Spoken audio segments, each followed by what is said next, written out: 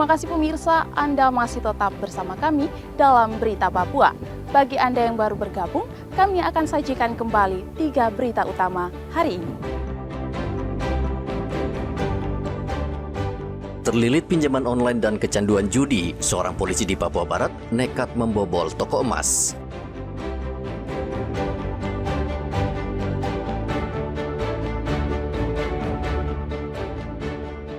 Transaksi ganja di perbatasan Papua Nugini, 2 pemuda diringkus polisi.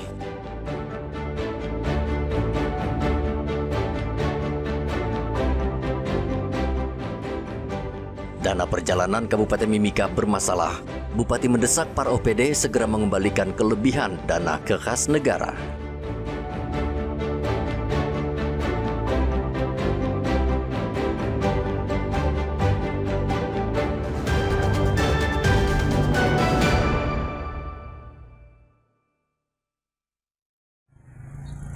Badan Meteorologi, Klimatologi, dan Geofisika Merauke mengimbau masyarakat untuk tidak langsung percaya terhadap informasi yang beredar di media sosial terkait fenomena epilion.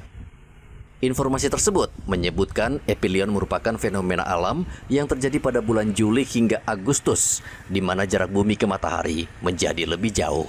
Kondisi ini konon berdampak pada suhu dingin ekstrim yang bisa mengganggu kesehatan dan meningkatkan resiko penyakit.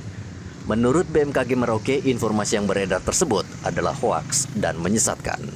Epilion adalah adalah posisi bumi dengan matahari itu yang jaraknya akan jauh dibandingkan biasanya. Nah, ini terjadi pada bulan Juli, Agustus, dan September. Namun banyak masyarakat menganggap bahwa suhu yang dingin ini karena epilion, ternyata bukan. Itu tidak berdampak langsung. Yang bikin Merauke dingin ini, Indonesia dingin itu karena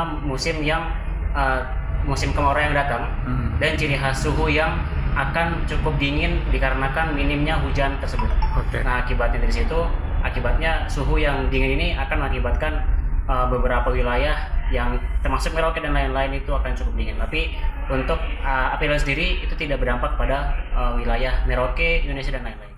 BMKG mengingatkan agar masyarakat mencari informasi ilmiah yang berkaitan dengan cuaca dan iklim melalui kantor BMKG terdekat atau kanal resmi yang terpercaya. Muhammad Ridwan melaporkan dari Merauke, Papua Selatan.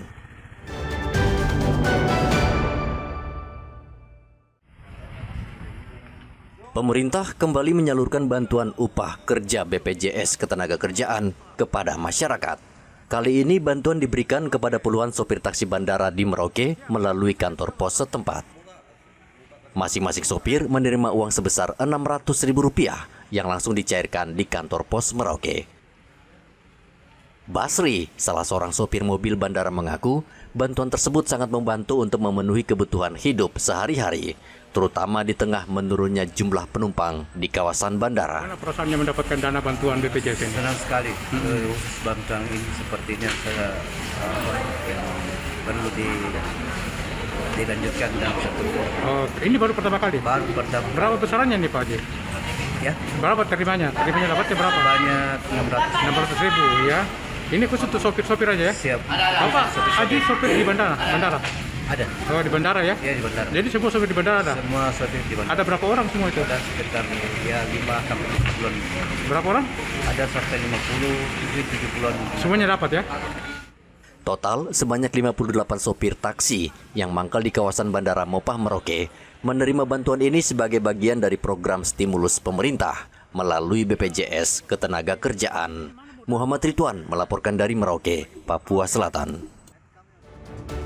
Pemirsa, informasi tadi sekaligus mengakhiri jumpa kita dalam Berita Papua. Saya Gracila Taime, mewakili tim kerabat kerja yang bertugas menyampaikan terima kasih, selamat beraktivitas, sampai jumpa. Wanyambe.